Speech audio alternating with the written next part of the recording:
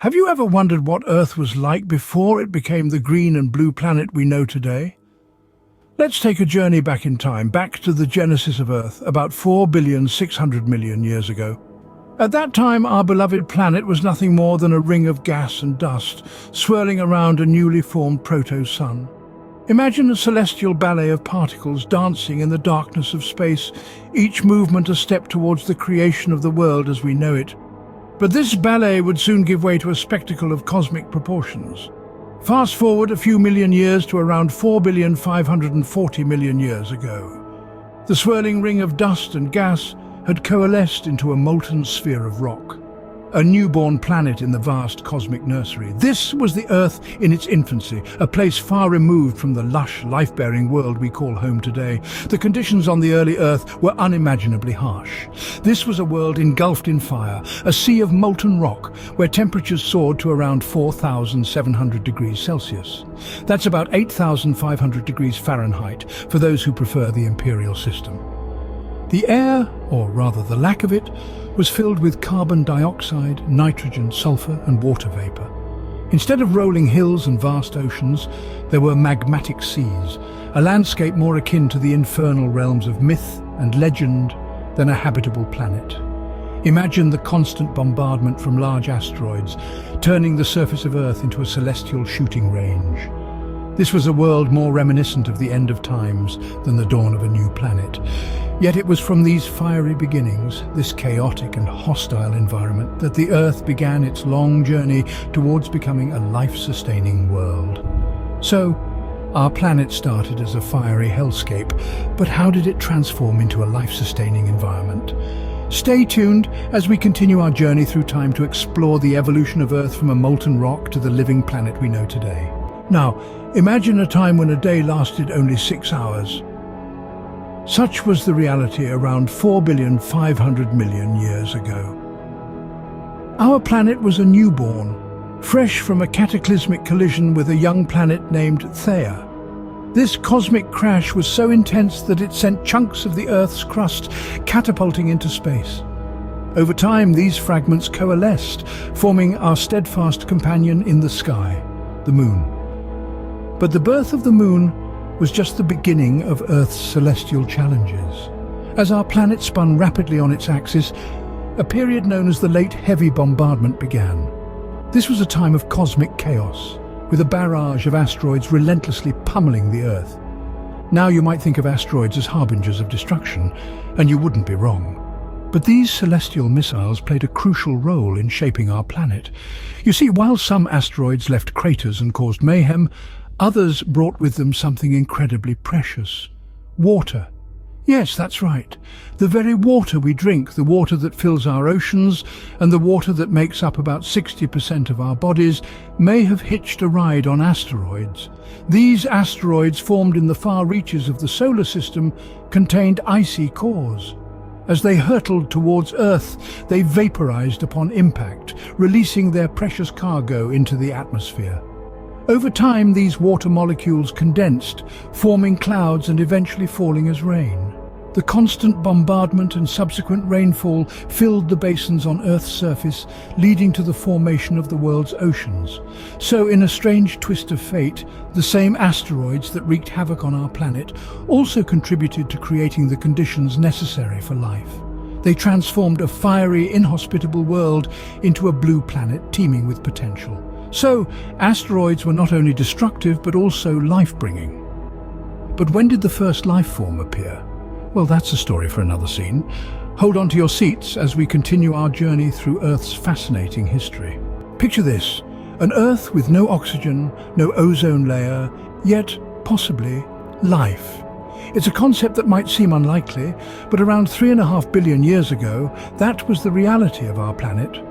Despite an atmosphere that was unfriendly to life as we know it, there's evidence to suggest that life could have emerged under these extreme conditions. Imagine a world where every breath you take is not filled with life-sustaining oxygen, but with a cocktail of carbon dioxide, nitrogen, sulfur, and water vapor. A world where the surface is not covered with lush greenery, but with molten rock and magmatic oceans. A world where the sky above is not a protective shield of ozone, but a relentless bombardment of ultraviolet radiation. Yet, in this harsh and hostile environment, life may have found a way. Fossils dating back to this era provide a tantalizing hint of life's tenacity. These ancient relics, some of the oldest known to science, suggest that life on Earth could have arisen much earlier than we used to think. It's a testament to the adaptability and resilience of life, traits that have enabled it to survive and thrive in the face of adversity. But how could life emerge in such a hostile environment?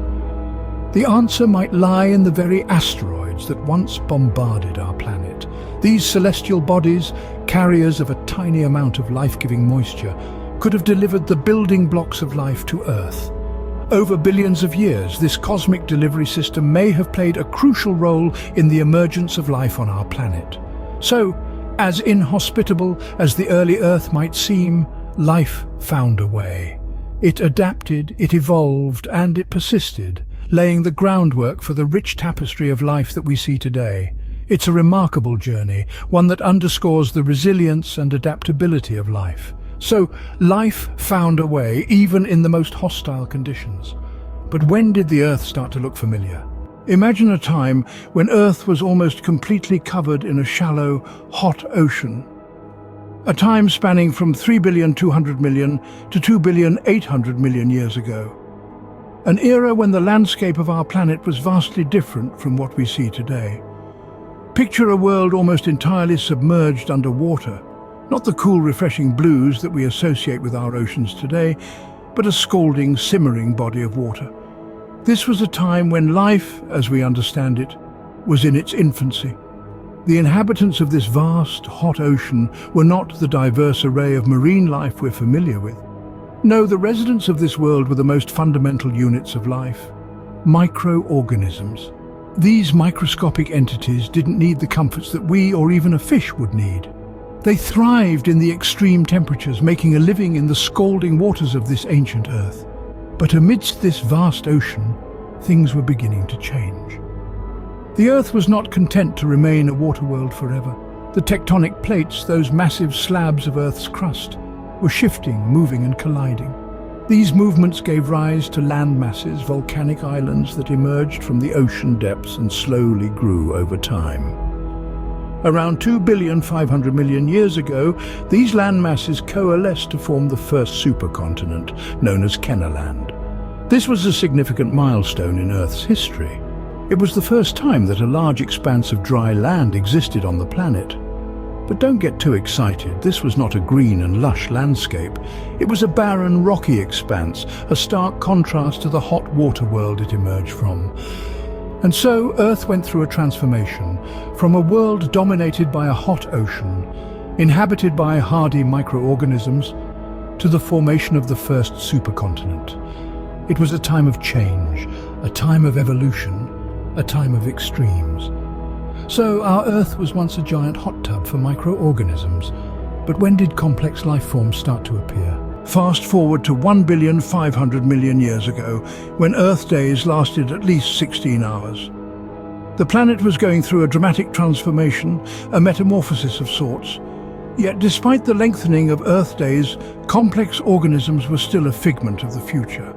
Life, as we know it today, was still in its infancy, with the Earth's inhabitants being predominantly simple, unicellular organisms. Now let's introduce a new player in this grand tale, the lithosphere. This rigid outer part of the Earth, consisting of the crust and upper mantle, was starting to change the face of the planet. The lithosphere's tectonic activity was moulding the Earth's surface, giving rise to new land masses and ocean basins. Imagine the lithosphere as an artist, and the Earth as its canvas. With each brush stroke, the artist was creating a masterpiece that was far from complete.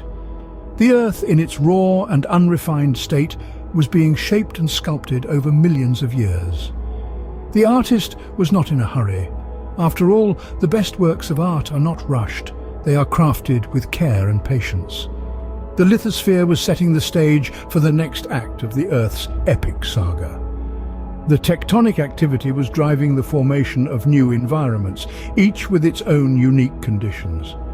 These conditions were going to play a crucial role in the evolution of life on Earth. But the complex organisms that were to inhabit these environments were still millions of years away. While the Earth was still a hostile place for complex life, the continual changes brought about by the lithosphere were slowly making the planet more habitable. The stage was being set for the evolution of complex life, a stage that was going to see the emergence of diverse life forms, from the smallest microorganisms to the largest dinosaurs. The stage is set for the evolution of complex life, but that's a tale for another time.